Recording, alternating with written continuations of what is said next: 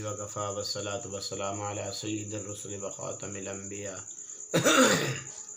میرے محترم دوستو، اللہ رب العزت کے مہمان مہینہ، کتنے مسلمان ایسے ہیں، دکھ کی بات ہے کہ اس رمضان مبارک کے روزے کو نماز کی طرف فرض سمجھتے ہیں۔ نماز نہیں پڑھی تو کیا ہوا، روزہ بھی نہیں رکھیں گے۔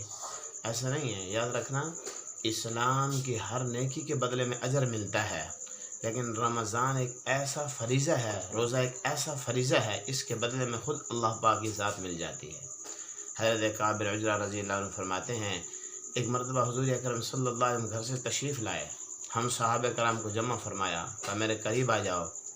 تمام صحابہ کرام قریب ہو گئے تو نبی اکرم صلی اللہ علیہ وسلم نے ممبر کی پہلی سیڑھی پہ قدم رکھا تو آپ نے فرمایا آمین، دوسری پہ قدم رکھا تو پھر فرمایا آمین، تیسری سیڑھی پہ قدم مبارک رکھا تو پھر فرمایا آمین۔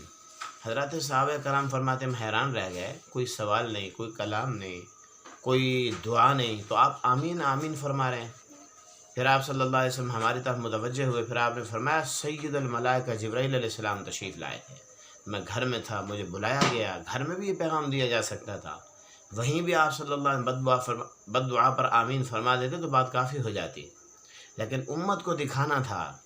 پھر آپ صلی اللہ علیہ وسلم آ کر بیٹھ جاتے، بات ہو جاتی تو وزن کافی تھا، لیکن سیڑھیوں پہ چڑھتے گئے، آمین فرماتے گئے، تو آپ نے فرمایا سید الملائکہ جبرائیل علیہ السلام تشریف لائے تھے، 3 بد دعائیں کی اور مجھے حکم تھا کہ ان پہ آمین کہتے چلے جاؤ۔ اب اندازہ کریں جبرائیل علیہ السلام کو کس نے بھیجا؟ اللہ تعالیٰ نے بھیجا۔ جو لوگ یہ کہتے ہیں کوئی بات نہیں، رمضان میں روزے رکھو نہ رکھو اور اس کا احترام کرو نہ کرو، ان کو اس حدیث کی روشنی میں سوچنا چاہیے۔ کیا فرما رہے جبرائیل علیہ السلام؟ تباہ و برباد و ہلاک وہ آدمی جس نے رمضان کا مہینہ پایا پھر بھی اس نے اپنی مغفرت نہ کرا سکا۔ تو میں نے کہا اس پہ آمین۔ سید الملائکہ کی بد دعا ہو، دو جہاں کے سردار امام الانبیاء صلی اللہ علیہ وسلم کی اس پہ آمین ہو۔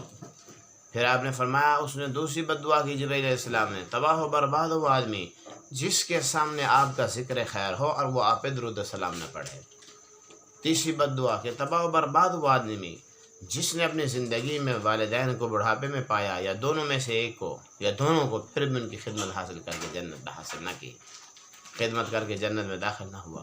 تو میں نے اس پہ کہہ دیا آمین۔ رحمت للعالمین ہیں، ساری جہان، سارے کائنات، ساری مخلوقات کی رحمت ہے، لیکن اللہ پاک کا حکم ہے، رمضان کی بات آئی تو آپ نے بد دعا پہ آمین فرما دیا۔ تمام مسلمانوں کو سوچنا ہوگا۔ اللہ کریم سے دعا ہے اللہ پاک ہمیں اس کا احترام کرنے کی توفیق عطا فرمائے۔ وما علینا الا البلاغ۔